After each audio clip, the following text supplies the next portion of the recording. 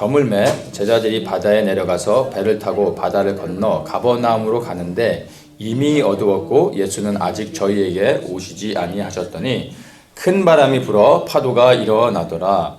제자들이 노를 저어 시별이쯤 가다가 예수께서 바다 위로 걸어 배에 가까이 오심을 보고 두려워하거늘 가라사대 내니 두려워 말라 하신대 이에 기뻐서 배로 영접하니 배는 곧 저희의 가려던 땅에 이르렀더라. 아멘. 오늘 읽은 이 요한복음 6장 16절에서 21절까지의 말씀을 가지고 다가오는 폭풍 속에 유일한 소망 예수 그리스도, 이런 제목으로 함께 말씀을 좀 나누려고 합니다. 우리가 읽은 이 본문 말씀은 요한복음에 나타나는 7가지의 표적 가운데서 이제 5번째 표적입니다. 5번째 표적인데 이 5번째 표적을 물을 건너는 사건을 통해서 우리에게 예수님이 하나님이신 표적을 우리에게 이제 보여주십니다. 많은 표적 가운데 왜 물을 건너는 것을 통하여 표적을 삼으시고 예수님이 하나님이신 것을 우리에게 드러내고 계신지를 우리가 말씀을 통해서 한번 살펴보고 또 우리 삶의 현장 가운데서 이러한 표적을 실제로 우리가 경험하는 그런 은혜가 있기를 원합니다. 먼저 이 본문의 배경들을 우리가 좀 살펴볼 필요가 있는데 17절에 보면은 배를 타고 바다를 건너 가버나움으로 가는 중에 이제 풍랑을 만났다라고 얘기합니다. 그래서 우리가 방향을 잘 이해를 해야 되는데 가버나움은 이제 요단강을 기준으로 보면은 이스라엘 지역, 유대인 지역입니다. 그러니까 요단강을 기준으로 해서 동쪽은 이방인 지역이고 그리고 요단 건너 서쪽은 유대인 지역, 이스라엘 지역이죠. 가나안 땅, 약속의 땅인 것입니다. 그래서 가버나움은 바로 유대인 지역에 있습니다. 그래서 이 가버나움으로 가고 있는 중이었습니다. 1절에 보면은 디베랴 바다 건너편으로 배를 타고 가셨다 이렇게 말하면서 시작합니다. 디베랴가 어디 있냐면은 디베랴도 동일하게 요단 건너 서쪽 유대인 지역에 있습니다. 근데 디베랴는 갈릴리 바다를 기준으로 보면은 약간 남쪽에 있습니다. 그러니까 디베랴에서 배를 타고 이방인 지역으로 건너가셔서 그곳에서 오병이어의 기적을 행하신 겁니다. 그리고 이제 예수님께서 다시 유대인 지역으로 넘어오시는데 그때는 디베랴보다 조금 더 위에 있는 북쪽에 있는 이 가버나움 지역으로 배를 타고 이제 제자들이 가고 있는 중에 예수님께서 풍랑을 만난 제자들에게 무리를 걸어서 오시고 있는 그 배경이 우리가 읽은 16절에서 21절까지입니다. 그래서 지금의 이 배경을 잘 보면은 이방인 지역에서 유대인 지역으로 넘어오고 있는 그런 과정이라는 것을 이해하면 됩니다. 자, 이것이 의미하는 게 있는데 이것이 이방인 지역에서 유대인 지역으로 넘어온다는 것은 곧 애굽에서 약속의 땅 가나안으로 건너가는 것으로도 우리가 이해를 할 수도 있습니다. 그리고 세상에서 이제 예수 그리스도께로 돌아가는 것으로 설명을 할 수도 있고 아버지를 떠났던 탕자가 돌이켜 회개하고 다시 아버지의 집으로 돌아가는 것으로도 이야기할 수 있습니다. 더 큰 의미로 보면은 사망의 길에서 이제 생명의 길을 쫓아 물을 건너가고 있다라는 것으로도 우리가 이것들을 의미를 볼 수가 있습니다. 이 물 위를 건너는 사건 하면은 제일 먼저 우리에게 떠오르는 사건이 있죠. 그것이 바로 이스라엘 백성들이 출애굽하면서 홍해를 건넜던 사건입니다. 이 홍해를 건넜던 사건은 바로의 권세 아래서 노예로 살아가던 이스라엘 백성들이 이제 모세의 인도를 통해서 홍해를 건너 약속의 땅, 하나님이 말씀하신 그 땅으로 이제 가기 위해서 애굽을 탈출하는 과정 가운데서 홍해를 건너는 사건이 있었습니다. 애굽은 그 당시에 세상을 상징하는 거고 바로는 그 세상의 왕을 상징하는 것입니다. 이스라엘 백성들은 바로 세상의 왕 바로에게 사로잡혀서 고통 가운데 있었던 것을 의미하는 것이죠. 그래서 오늘날에 동일하게 세상의 임금은 사단입니다. 이스라엘 백성들이 어디서 태어났냐면 바로 세상의 왕 사단의 왕국에서 태어났던 것을 우리가 보게 됩니다. 그래서 태어나는 순간부터 이들은 바로의 권세 아래 노예로서 고통당하며 살아가고 있었던 것입니다. 우리도 이 땅에서 태어났는데 이 세상의 임금이 사단인 것을 알고 있습니다. 그래서 우리는 태어나면서부터 원튼 원치 않든 사단의 권세 아래서 사단에게 묶여 고통당하며 살아가고 있는 것이 우리의 영적인 현실이라는 것을 우리가 볼 수 있어야 됩니다. 하나님의 백성들이 바로 세상의 왕 아래에서 준비되어졌다라는 것, 거기서 시작되어졌다라는 것을 우리가 잘 기억해야 됩니다. 그래서 이스라엘 백성들이 바로의 권세 아래 태어났기 때문에 태어날 때부터 노예의 신분이어서 그것을 벗어날 수가 없습니다. 뭔가 잘못을 짓고 아니면 어떤 빚을 많이 져서 노예가 된 게 아니라 태어날 때부터 노예였던 것입니다. 그래서 그 노예의 신분으로 영원토록 죽을 때까지 살아갈 수밖에 없었던 것입니다. 우리도 동일하게 이 땅에서 태어났는데 세상의 왕 사단의 권세 아래 태어났습니다. 그래서 그 말은 곧 우리가 죄인으로 태어났다라는 것이죠. 그래서 우리가 죄를 졌기 때문에 죄인이 되어지고 그래서 그 죄로 인해서 사단의 권세로 떨어진 것이 아니라 우리는 태어날 때부터 죄인으로 태어나서 우리는 본성적으로 죄를 질 수밖에 없다는 것을 인식해야 됩니다.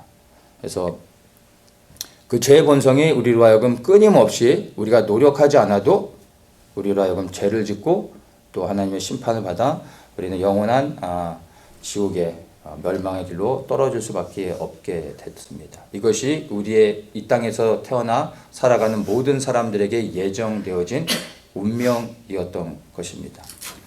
자, 그런데 히브리 민족이 바로의 권세 아래서 태어나서 고통을 당하고 있다가 하나님 앞에 이들이 소리내서 부르짖기 시작합니다. 부르짖을 때 하나님께서 그들의 부르짖는 소리를 들으시고 그 소리를 통해서 아브라함과 하셨던 언약을 기억하십니다. 그리고 그들을 권념하셨다라고 말합니다. 그들의 처지를 생각하셨다. 그들을 불쌍히 여기셨다. 이러한 의미인 것입니다. 그래서 하나님께서 아브라함과 세운 언약을 기억하시면서 그들에게 구원자 모세를 보냅니다.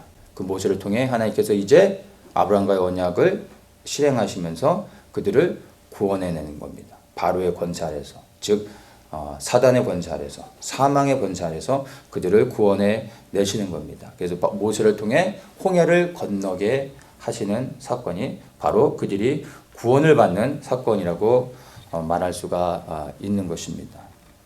그래서 이스라엘 백성들이 모세의 인도를 따라 홍해를 건너왔다라는 것을 반드시 기억해야 됩니다. 홍해를 건너오는 것이 구원인데 이 구원은 반드시 건너와야 구원을 받는 것입니다. 이스라엘 백성들이 모세와 함께 홍해를 건너 온 다음에 그 다음에 비로소 그들이 애굽을 탈출했다는 것을 알게 됐고 그것으로 인해 기뻐하며 하나님께 감사했습니다. 홍해를 건널 때 비로소 완전한 구원을 받는 것입니다. 고센 땅에서 떠나는 그것이 구원이 아니라 홍해를 완전히 건너고 난 후에 비로소 그들이 안전하게 구원을 받았다는 것을 알게 됐습니다. 그래서 구원은 반드시 건너야 된다는 것입니다. 우리가 살아가면서 믿는 그리스도인들의 삶 속에서 그 모습들을 보면 예수님을 믿고 있다고 말하지만 사실은 본인은 예수님을 믿기 때문에 구원받았다라고 생각하는데 이렇게 보면 건너오지 않은 사람들이 있어요. 그러니까 홍해를 건너야 구원을 받는 것인데 홍해를 건너지 않고 그냥 홍해 넘어 그 땅을 바라보는 거죠. 그 땅을 바라보고 있기 때문에 나는 구원받았다라고 생각하는 사람들. 그리고 그 땅을 생각하고 있기 때문에 구원받았다라고 생각하면서 건너가지 않고 살아가고 있는 사람들이 사실 예수님을 믿는다고 하는 사람들 가운데서 사실 많이 있는 것을 보게 됩니다. 홍해 너머를 바라보는 것이 구원이 아니라 여러분 홍해를 반드시 건너가야 구원을 받는 것입니다. 여러분의 삶 속에서 정말로 나는 홍해 이 너머를 바라보고 있는 사람인가? 아니면 실제로 이 홍해를 건넜는가? 여러분이 정말 기도하는 가운데 성령의 조명하심을 통해서 반드시 이것을 발견해야 됩니다. 바라보고 있으면서 건넜다라고 착각해서는 안 되는 것입니다. 건너가야 된다라는 것을 여러분 반드시 기억하셔야 됩니다. 그렇다면 홍해를 건넌다는 것이 어떠한 의미인지를 우리가 좀 알 필요가 있습니다. 이 홍해를 건너야 된다라는 것은 첫째는 떠나는 것을 의미하는 것입니다. 떠나셔야 됩니다. 어디로부터요? 애굽에서, 바로의 권세로부터, 즉 세상으로부터 여러분이 떠나셔야 됩니다. 떠나지 않으면 여러분 구원받지 않은 것입니다. 세상의 것들이라고 할 때 우리가 많은 것들을 생각할 수 있습니다. 육신의 정욕, 안목의 정욕, 또 이생의 자랑, 이것들을 곰곰이 생각해 볼 필요가 있습니다. 내게 있어서 육신의 정욕은 무엇이고 안목의 정욕은 무엇이고 그리고 이생의 자랑이 무엇인지를 곰곰이 생각해 볼 수 있어야 됩니다. 이 모든 것들로부터 반드시 떠나야 구원을 받는 것입니다. 세상의 사람들이 보는 대로, 그리고 세상의 사람들이 생각하는 대로, 세상의 사람들이 말하는 대로, 그리고 세상의 사람들이 가는 대로 가면서 여전히 나는 홍해 너머 약속의 땅을 바라보고 있기 때문에 구원받았다라고 생각하면 착각인 것입니다. 떠나야 됩니다. 세상의 사람들이 가고 있는 그 길에서 세상의 사람들이 말하고 바라보고 말하고 있는 그런 모든 것들로부터 반드시 떠나서 홍해를 건너야지 구원을 받는다는 것입니다. 영원한 것을 얻기 위해서는 여러분 영원하지 않은 것들을 반드시 버려야 됩니다. 많은 사람들이 떠나지 않은 채로 이것들을 세상의 것들을 붙잡으면서 그리고 영원한 생명도 붙잡으려고 합니다. 영원한 것을 얻기 위해서는 여러분 반드시 영원하지 않은 모든 것들을 내려놓아야 되는 것입니다. 세상의 사람들이 살고 있는 그 자리에서 여러분 떠나서 반드시 건너가셔야 구원을 받는다는 것입니다. 내가 떠나야 될 것이 무엇인지, 나는 지금 그 세상으로부터 떠나 홍해를 건너 하나님의 약속의 땅을 향해 나아가고 있는지 여러분의 삶을 한번 조명해 보십시오. 떠나야 되는 것입니다. 두 번째로 홍해를 건넌다는 것은요, 다시는 돌아갈 수 없다라는 것을 의미합니다. 이스라엘 백성들이 홍해를 건너고 난 다음에 그들이 보는 앞에서 다시 그 홍해가 합쳐졌습니다. 그 말은 다시는 돌아갈 수 없다라는 것을 그들로 하여금 보게 하신 것입니다. 그들이 갈 수 있는 길은 이제 약속의 땅으로 나아가는 것밖에는 없습니다. 이스라엘 백성들이 홍해를 건너고 하나님께 감사와 찬송을 올렸지만 3일이 못 간 물이 없음으로 하나님을 원망하기 시작합니다.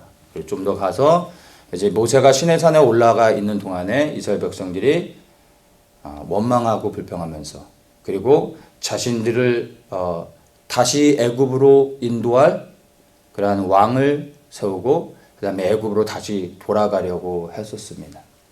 왜 다시 애굽으로 그들이 돌아가려고 했습니까? 이유는 너무 간단했습니다. 고기와 마늘 때문이었습니다.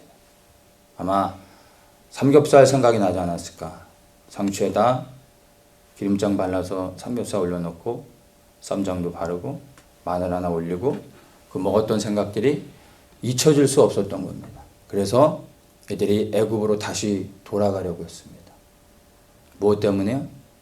세상의 것들에 주는 그 짜릿한 순간적인 즐거움들, 그 쾌락들, 그것들을 잊을 수가 없는 거예요.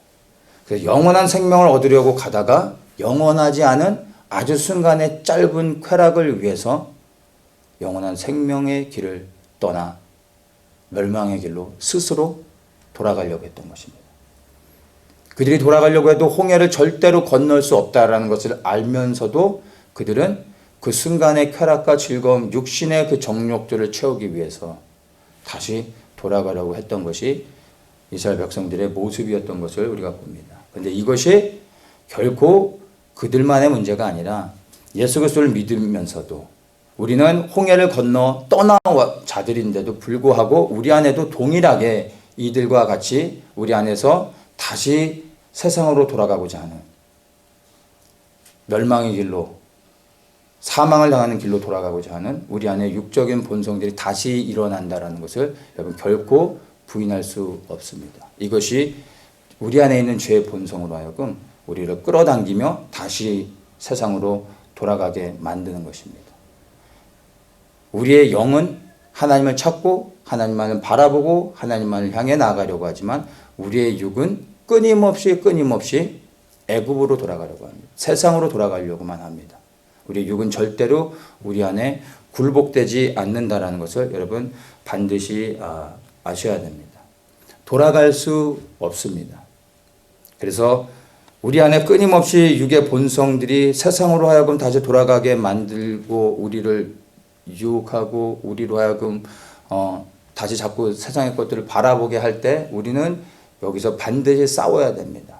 그러한 모든 육의 생각과 정욕들, 그런 마음에 들어오는 것들로부터 우리를 지켜내야 됩니다. 그 마음의 생각을 지키면서 싸우는 것들이 우리 안에 반드시 있어야 됩니다. 그럼에도 불구하고 끊임없이 그러한 일들은 우리 안에 일어난다는 것을 기억하십시오. 이 싸움은 우리가 약속의 땅, 우리에게 명하신 생명의 땅, 바로 천국에 들어가는 그 순간까지 이 싸움은 절대 끝나지 않는다는 걸 여러분 반드시 기억하셔야 됩니다. 우리가 예수님을 믿고 고백하고 주님을 위해 삶을 헌신했다 하더라도 순간순간 끊임없이 우리 안에 육신의 그 정욕들은 일어나고 육신의 생각들은 하나님과 상관없이 계속해서 세상으로 향해 나가려고 한다는 것을 여러분 기억하셔야 됩니다. 홍해를 건너왔지만 예수 그리스도를 믿고 예수 그리스도를 나의 구원자로 주인으로 영접했지만 여전히 우리 안에는 세상을 향해 나아가고자 하는 그러한 죄의 본성이 있다는 것을 결코 잊어서는 안 됩니다. 근데 이럴 때 우리가 이 죄와 싸우면서 이길 수 있는 단 하나의 방법은요, 마음과 생각을 지키는 것도 중요하지만 유일한 단 하나의 방법은 사실은 죽는 것입니다. 자살하라는 것이 아니라 내가 처리되어야 되는 겁니다. 내 자아가 부인되어져야지만 이 싸움에서 이길 수 있습니다. 그래서 우리는 예수 그리스도와 함께 십자가에 못 박혀야 됩니다. 반드시 우리는 십자가에 올라가 그리스도와 함께 못 박혀야 되고요. 그 십자가에서 우리는 죽고 장사되어져야 됩니다. 많은 분들이 십자가에 올라가야 된다는 것은 알지만 장사되는 데까지 생각하지 못합니다. 어떤 사람들은 자신을 스스로 십자가에 못 박습니다. 예수님이 십자가에 못 박히신 것 같이 우리 스스로도 십자가에 올라가야 되죠. 스스로 십자가에 올라가 그리스도와 함께 죽어야 됩니다. 근데 어떤 사람들은 십자가까지는 올라갔는데 십자가에서 올라간 이유는 내가 죽기 위함입니다. 내가 처리되기 위한 것이죠. 그런데 십자가에 올라갔는데도 불구하고 끝까지 버티면서 죽지 않는 사람이 있어요. 죽기 위해 올라갔는데 올라가서 죽지 않으려고 버티는 겁니다. 그리고 스스로 끝내는 살아서 죽지 않고 십자가에서 내려오시는 분들이 있어요. 이런 분들은 예수님도 감당을 못하게 됩니다. 자신은 십자가에 올라갔다 내려왔기 때문에 죽은 줄 알아요. 죽지 않았습니다. 그래서 이 사람들에게는 십자가의 상처가 여전히 있어요. 그래서 자신을 의롭게 여깁니다. 이 자기 의가 정말로 하나님보다 더 높아지게 됩니다. 십자가에 올라갔으면요, 반드시 죽으셔야 됩니다. 장사되셔야 됩니다. 예수님도 십자가에 올라가서 고난만 받고 내려오신 게 아니라 그분은 완전히 죽으셨습니다. 그래서 우리는 그리스도와 함께 십자가에 못 박히고 그리스도와 함께 장사되어져야 됩니다. 내가 완전히 처리돼 죽어야 됩니다. 죽은 사람은 말이 없습니다. 항변하지 않습니다. 변명하지 않습니다. 자기를 변호하지 않습니다. 나는 죽게 되는 겁니다. 그리고 내 안에서 이제 나는 죽고 그리스도의 부활의 생명이 내 안에 사시는 거죠. 그리고 예수 그리스도께서 나를 통치하시게 됩니다. 그러면 육의 본성을 내 안에 계신 주님께서 싸워 이길 수 있게 해주시는 것입니다. 내가 싸우는 것이 아니라 내 안에 계신 예수 그리스도께서 성령의 능력으로 이제 그 죄와 싸워 이길 수 있게 해주시는 겁니다. 그래서 반드시 여러분 내 안에 끊임없이 예수를 믿고 주님 앞에 삶을 헌신하여 살아감에도 불구하고 여전히 내 안에 그 죄 본성들이 일어나고 하나님을 대적하며 하나님을 떠나 세상의 것들을 쫓으려고 할 때 여러분 이것이 내가 마음이 변해서 그러는가라고 의심할 것이 아니라 육의 본성은 절대로 꺾여지지 않는다는 걸 이해하셔야 됩니다. 그리고 그때마다 끊임없이 나를 십자가에 올라가게 만들고 거기서 죽어지는 겁니다. 그리고 그리스도가 다시 내 안에 사시게 해야 됩니다. 오직 이것만이 끝까지 홍해를 건너 그리고 생명의 길로 나아갈 수 있는, 그래야 생명을 얻게 되는 유일한 방법인 것을 여러분들이 반드시 기억을 하셔야 됩니다. 자, 이것이 홍해를 건넌다라는 것의 의미인 것을 우리가 좀 살펴봤습니다. 이제 본문으로 와서 이 본문의 내용들을 좀 보겠습니다. 제자들이 이방인 지역에서 이제 유대인 지역 가버나움으로 배를 타고 이제 가고 있습니다. 이것은 말씀을 드린 것처럼 사망의 길에서 생명의 길로 예수 그리스도께로 향하고 있는 것입니다. 그런데 주님께로 향하고 있는데 말씀에 순종하고 부르심의 길을 향하여 나아가고 있는 것이죠. 그런데 그 방향을 향해 나아가고 있는데 어떠한 일을 겪게 됩니까? 풍랑을 만나게 되는 겁니다.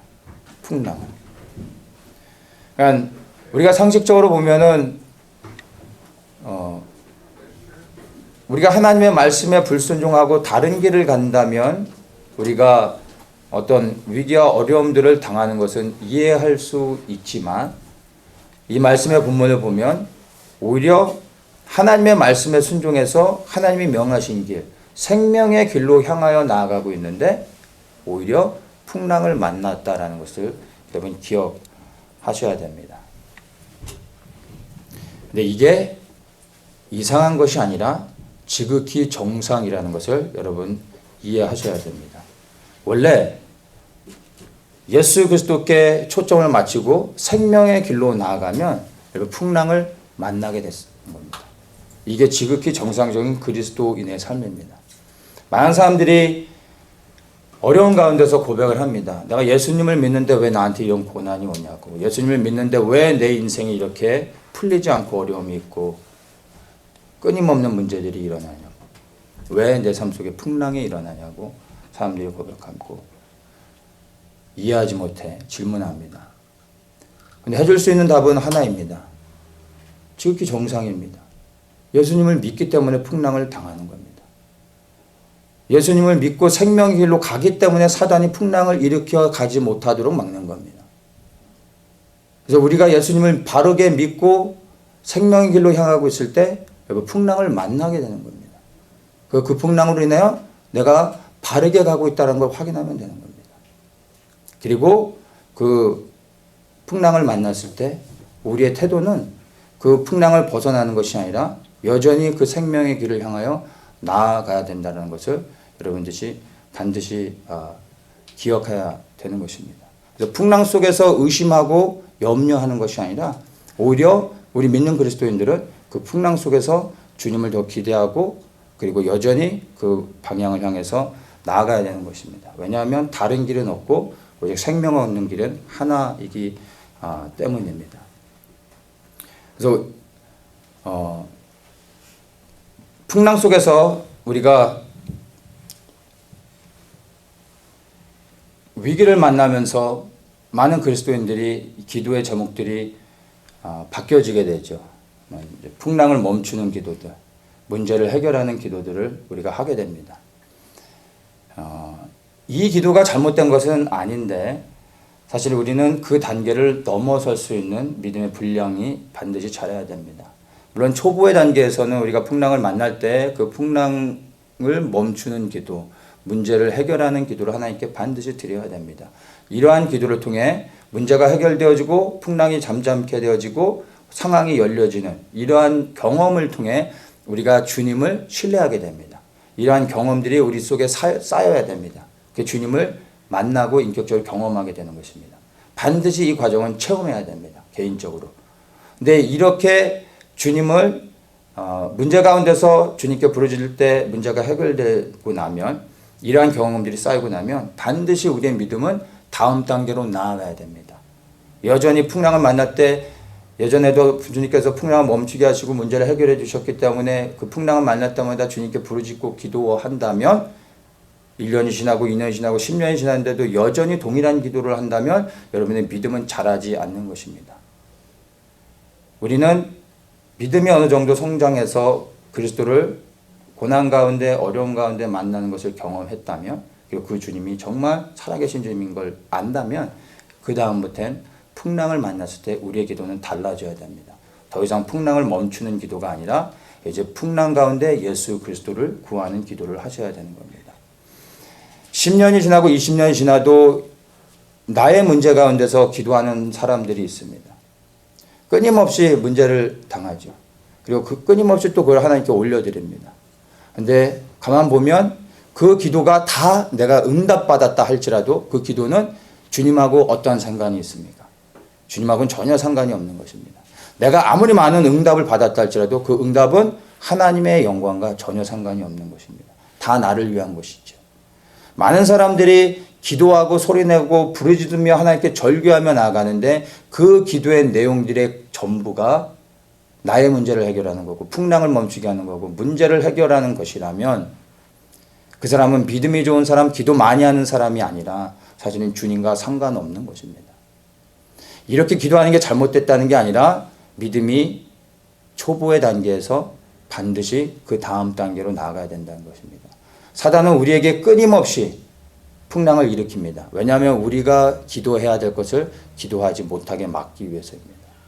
우리가 여전히 풍랑을 해결하는 문제에만 묶여져 있다면 사단은 끊임없이 우리에게 풍랑을 일으킬 겁니다. 우리는 이 풍랑이 멈춰지고 나면 그 다음에 주님을 섬겨야지, 주님을 위해 기도하고 하나님 나라를 구해야 하지, 이렇게 생각을 하지만 그런 일은 절대 일어나지 않습니다. 왜냐하면 사단은 끊임없이 우리로 하여금 기도해야 될 것을 기도하지 못하게 막고 풍랑을 멈추는 것에 우리의 모든 기도가 집중되게 만드는 겁니다.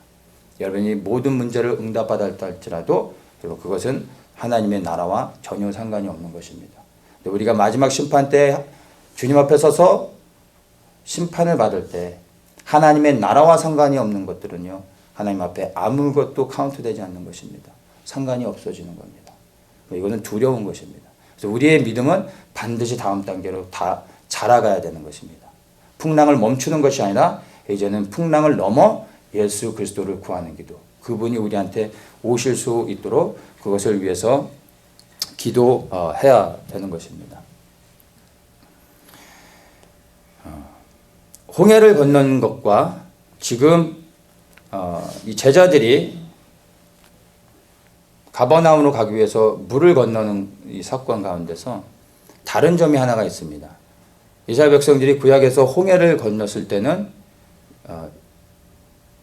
모세를 통해서 하나님께서 그들의 가는 길을 열어주셨습니다. 물을 갈라주셨습니다. 그리고 그들은 그냥 걸어가면 됐습니다.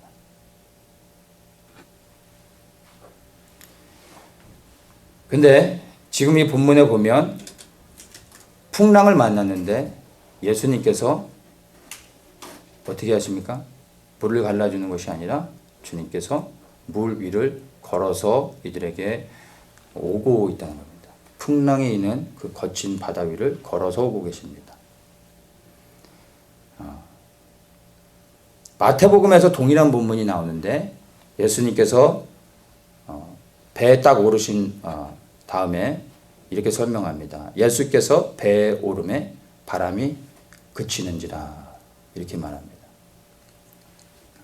주님이 오시면 풍랑은 멈춰지게 되는 겁니다. 그래서 우리가 풍랑을 만났을 때 풍랑을 멈추는 기도가 아니라 문제를 만났을 때 문제의 해결을 놓고 기도하는 것이 아니라 예수 그리스도가 우리 안에 오실 수 있도록 그리스도를 초청하고 예수 그리스도를 구하는 기도를 해야 됩니다. 이 기도가 사실은 문제를 해결할 수 있는 가장 능력 있는 기도가 되는 것입니다. 열방의 왕이신 예수 그리스도가 우리 가운데 오시면 그 문제가 해결되어질 수밖에 없는 겁니다. 아니, 해결되지 않아도 더 이상 그 문제가 되지 않는 겁니다. 아무리 풍랑이 거세게 불고 있다 할지라도 온 열방을 통치하시는 만왕의 양 되신 예수 그리스도께서 그 풍랑 가운데 우리에게 찾아오시면 그 풍랑이 멈추지 않아도 더 이상 풍랑이 문제가 되지 않는 겁니다. 왜? 하나님이신 예수님이 우리 안에 계시기 때문에, 우리와 함께 계시기 때문에 풍랑이 불든 풍랑이 멈추든 더 이상 상관이 없는 것입니다. 이 은혜를 아는 사람들은 문제 가운데서도 여전히 하나님의 나라와 그 의를 먼저 구하는 겁니다. 그래서 문제를 해결한 다음에 하나님의 나라를 구하는 것이 아니라 문제 가운데서도 예수 그리스도를 초청하며 하나님의 나라와 의를 구할 수 있는 것입니다. 그렇게 할 때 하나님께서 우리 가운데 찾아와 주시고 문제를 해결해 주실 뿐만 아니라 계속해서 우리가 하나님의 뜻 안에서 하나님의 나라를 구할 수 있도록 우리의 삶의 환경을 지키고 보호하여 주신다는 것을 여러분들 아셔야 됩니다. 그래서 풍랑을 만났을 때 풍랑을 멈추게 하고 문제를 해결하려고 하기보다 예수 그리스도가 그 문제 가운데 풍랑의 한복판에 오실 수 있도록 우리가 기도해야 된다는 것을 여러분 기억하셔야 됩니다. 요한복음 16장 33절에서 우리가 잘 아는 말씀이죠. 세상에서 너희가 환난을 당하나 담대하라 내가 세상을 이겼노라 이렇게 말씀하십니다. 예수님을 믿는 자들에게 생명의 길로 나아가며 그 삶을 주님 앞에 헌신하는 사람들에게 이제 황금길을 열어주고 대로로 열어주며 만사형통하시겠다라고 성경은 약속하고 있지 않습니다. 근데 우리에게 약속하고 있는 것은 바로 요한복음 16장 33절의 말씀처럼 내가 세상에서 환난을 당하지만 담대하라 내가 세상을 이기었느니라 이 말씀입니다. 이 말씀의 의미가 무엇입니까? 우리는 환난을 당하게 된다는 것입니다. 풍랑을 만나게 될 것이라는 것입니다. 그러나 그 가운데서 내가 세상을 이겼기 때문에 내가 너희 안에 있으면 세상을 이긴 예수 그리스도가 우리 안에 있으면 우리는 세상을 이기는 자가 되어지는 것입니다. 이것이 주님이 우리에게 약속하신 것입니다. 그래서 이것을 믿는다면 우리 앞에 다가오는 풍랑과 문제와 어려움 가운데서 왜 예수를 믿는데 나에게는 이런 문제가 있냐라고 하나님은 원망할 것이 아니라 지극히 정상적인 그리스도인의 삶이라는 것을 기억하십시오. 여러분 우리가 만사 형통하고 너무 잘 되고 있는데 거기서 하나님께 감사하는 것은 누구나 할 수 있는 거예요. 그거는 종교를 떠나 모든 세상의 사람들이 다 감사할 수 있는 거예요. 하나님께만 감사하는 게 아니라 부처에게도 감사할 수 있고 알라에게도 감사할 수 있고 세상의 누구에게도 다 감사할 수 있는 거예요. 모든 종교의 사람들이 다 할 수 있는 겁니다. 근데 그리스도인들은 환난 가운데서 예수 그리스도를 기뻐할 수 있어야 되는 것입니다. 이때 비로소 하나님의 영광이 나타나는 것입니다. 고난 가운데서 예수 그리스도를 여전히 신뢰하고 주님을 기뻐하고 주님께 감사하고 그분께 영광을 돌릴 때 비로소 하나님이 영광을 받으시는 것입니다. 그래서 우리는 고난을 당할 때 하나님을 영화롭게 할 수 있는 복된 기회인 것을 기억하시고 그 자리에서 예수 그리스도를 더욱더 찬양해야 됩니다. 고난 가운데 그리스도 이름을 높이십시오. 그분께 더욱더 감사하십시오. 그분의 이름을 찬양하십시오. 그러면 여러분을 묶고 있는 많은 문제들이 풀어지고 자유를 경험하고 또 풍랑이 잠잠케 되어지는 은혜를 여러분 누리실 것입니다.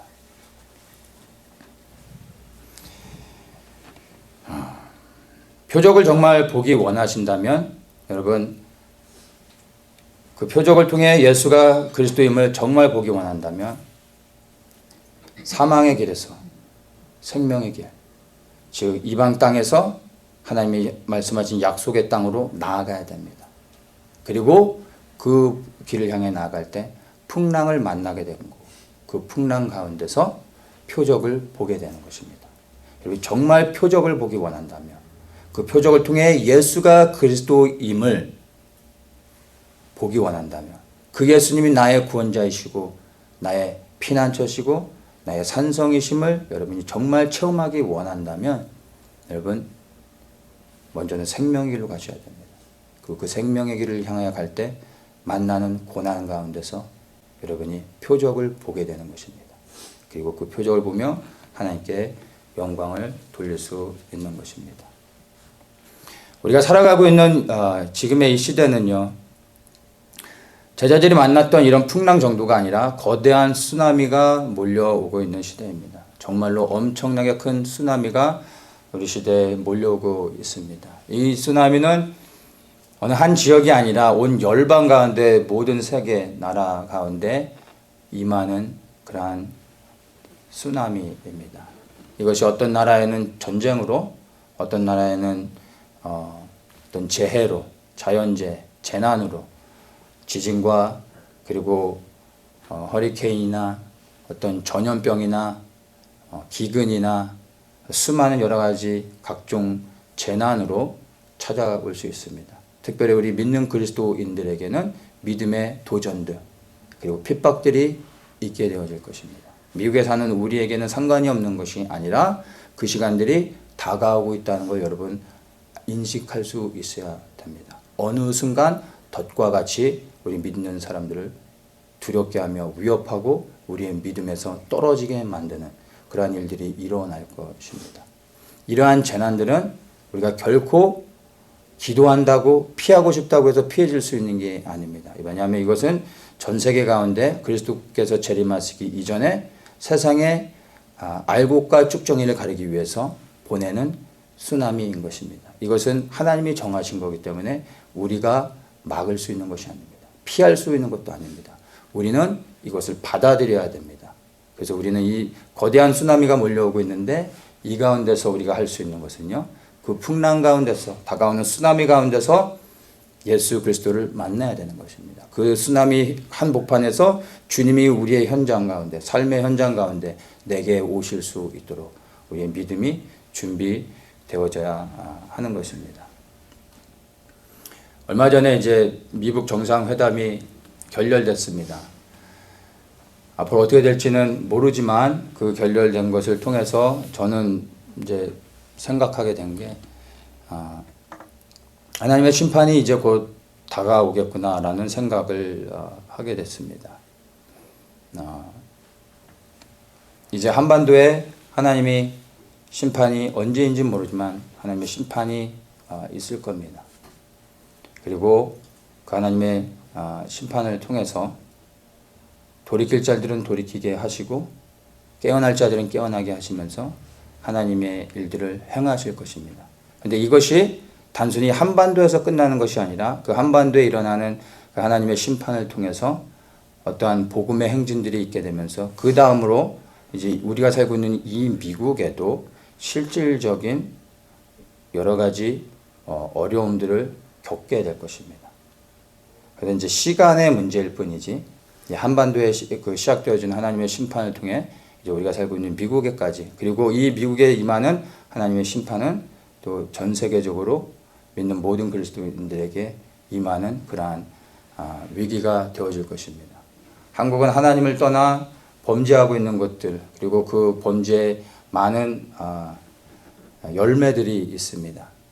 근데 이 미국도 동일하게 하나님 앞에서 범죄하면서 쌓아가고 있는 하나님 앞에 악한 범죄의 열매들이 너무나 커져가고 있는 것을 영의 눈을 열어 볼 수 있어야 됩니다. 하나님의 은혜로 지금 일정한 부분에서 하나님이 지키시고 막아주고 계신 것도 있지만 반대편에서는 여전히 하나님을 대적하는 악한 법들과 악한 일들이 계속해서 자행되고 있습니다.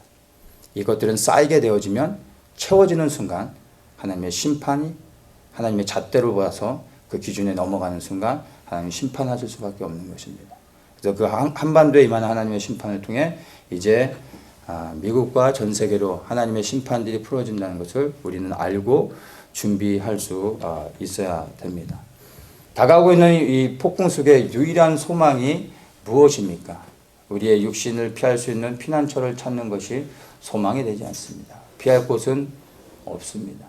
우리의 유일한 피난처는 오직 예수 그리스도인 것입니다. 어떠한 장소가 아니라 바로 예수 그리스도가 우리의 유일한 피난처요 우리의 가장 안전한 곳이 되는 것을 기억하십시오. 20절에 예수님께서 이제 배에 오르신 다음에 두려워하고 있는 제자들에게 이렇게 말씀하십니다. 내니 두려워 말라. 나다, 내가 왔다, 두려워하지 말라. 이렇게 말합니다. 이것을 ESV에서는 It is I, do not be afraid. It is I 이렇게 말합니다. 근데 이것을 NLT에서는요, I am is here 이렇게 말합니다. It is I 이거를 I am is here. 근데 이 NLT가 원래 의역을 하는 성경인데 이 번역은 ESV보다 더 원어에 가깝게 번역을 했습니다. 그러니까 헬라어에서 여기서 이제 내니 할 때 it is I 이 말의 의미는 헬라어로 보면은 I am이라는 단어의 의미가 더 강합니다. 그래서 I am is here. I am 할 때 여러분 뭐가 생각납니까? 출애굽기 3장 14절에 모세가 하나님께 여호와의 이름을 묻습니다. 하나님께서 대답해 주시죠. I am who I am. 하나님이 나타내는 겁니다. 예수님께서 풍랑 속을 걸어오신 다음에 두려워하는 제자들에게 I am 이라고 말씀해요. 내가 하나님이다. 표적을 통해 하나님 되심을 제자들에게 보여주고 계신 것입니다. 모세를 통해서 홍해를 가르시고 건너가게 하셨습니다. 여호수아도 물을 가르고 건너갔습니다. 엘리야도 물을 가르고 건너갔습니다. 구약에서 물을 가르고 건너가는 일들은 있었지만 성경 어디에도 물 위를 걸었던 사람은 없습니다. 물을 가르는 것과 물 위를 걷는 것의 의미들을 좀 보면 물을 가른다라는 것은 권세와 능력을 상징하는 것입니다. 그 권세와 능력은 실로 엄청난 것이죠. 물을 가를 수 있다라는 것은. 그런데 물을 건넌다라는 것은요, 그 물 위를 걸어 다닌다라는 것은요, 모든 것을 컨트롤하는 통치자의 그런 신분이라는 것을 의미하는 것입니다. 권세한 능력이 어디로부터 오는 겁니까? 절대자의 권위에서부터 오는 겁니다. 물을 가르는 자보다 물 위를 걷는 자가 마땅히 더 높은 위치에 있다는 것을 보여주는 것입니다. 그래서 오직 성경에서 예수 그리스도만이 물 위를 걷는 것을 보여주시면서 물을 가르는 자보다 그것을 모든 상황과 그런 환경을 통치하시고 다스리실 수 있는 예수 그리스도 그분을 우리가 바라보고 또한 그분을 구해야 되는 것입니다. 그래서 주님께서 물 위를 건너 오심으로 그분만이 온 열방의 메시아 되신다라는 것을 보여주시면서 그들에게 다가가셔서 I am 이라고 말씀하시는 것입니다. 메시아인 예수 그리스도를 풍랑 가운데서 만나면 여러분 하나님을 만난 것입니다. 그러면 우리는 안심해도 되는 것이고 우리는 구원을 받는 것입니다. 마태복음에서는 이렇게 하고 난 다음에 제자들이 이렇게 고백합니다. 예수님이 제자들에게 물을 건너서 오시자 마태복음에서는 예수께 절하며 가로되 진실로 하나님의 아들이로소이다. 제자들이 예수님을 하나님의 아들, 메시아 되심을 고백하며 그분을 높이게 됩니다. 하나님이신 표적을 보았던 것입니다. 우리도 우리의 삶 속에서 예수가 하나님의 아들이시고 그분이 메시아임을 보기 원한다면, 그 표적을 보기 원한다면 여러분 표적을 어디서 봅니까? 풍랑 속에서 물 위로 걸어오시는 예수 그리스도의 표적을 보는 것입니다. 바울이 어디서 풍랑을 만납니까? 하와이로 놀러 가다가 풍랑을 만났습니까? 로마로 향하다가 풍랑을 만났습니다. 부르심의 사명에 따라 순종하며 주님이 명하신 그 길을 향해 갈 때 풍랑을 만나는 겁니다. 제자들도 이방 땅에 떠나 하나님의 땅, 생명의 땅, 약속의 땅으로 갈 때 풍랑을 만났습니다. 우리 또한 주님께 순종하며 생명의 길로 향할 때 반드시 풍랑을 만나게 된 걸 기억하십시오.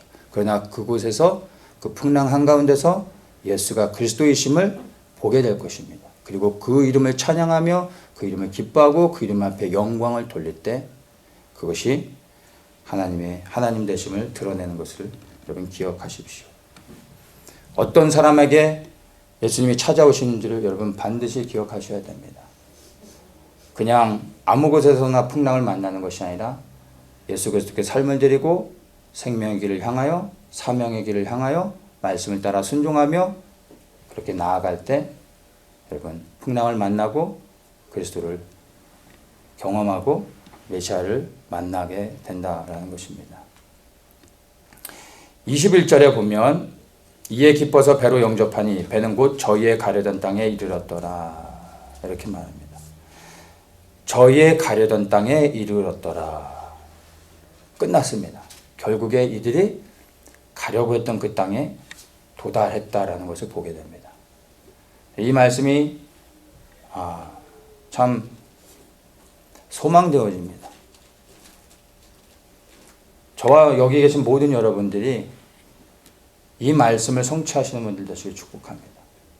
끝내는 우리가 가려던 그 땅에 이르렀더라 라는 것이 우리의 삶의 개개인의 미래에 다 일어나기를 예수님의 이름으로 정말 축복합니다. 이 말씀을 보면 순서가 있습니다. 먼저 배로 영접했다고 합니다. 예수님을 영접했습니다. 그리고 그 배는 그들이 가려고 하던 땅, 생명의 땅, 하나님의 나라, 우리가 소망하는 그 본향 천국에 들어가게 되는 것입니다. 여러분, 우리의 인생은 애굽을 떠나 이제 생명의 땅, 우리에게 약속하신 하나님의 나라를 향해 우리는 홍해를 건너 나아가고 있는 것입니다. 그곳에 향해 나아갈 때 우리는 풍랑을 만나게 될 것입니다. 믿는 그리스도인들의 삶 속에 사단의 방해와 해방들이 있을 것입니다. 그곳에서 여러분 도망가려고 하지 마시고 돌아가려고 하지 마시고 돌아갈 데가 없습니다. 그리스도를 구하시면 됩니다. 그리스도를 만나면 됩니다. 그분이 우리 가운데 오시면 모든 문제는 해결되어지는 겁니다. 그리고 생명 되신 주님께서 우리로 하여금 영원한 생명을 얻는 그 땅으로 우리를 인도하실 것입니다. 그분이 찾아오실 때 그분을 영접하십시오. 그분이 여러분의 삶의 모든 것 되게 받아들이십시오. 그리고 그분께 순종하십시오. 그리고 우리를 부르시는 그 땅으로 계속해서 순종하며 나아가십시오. 이 말씀에 맞춰지는 것처럼 저희의 가려던 땅에 이르렀더라 라는 말씀으로 우리 인생이 맞춰지게 될 것입니다. 그날을 향하여 변함없이 오늘도 부르신 자리에서 생명의 땅으로 나아가시는 모든 분들 되시길 예수님의 이름으로 축복합니다.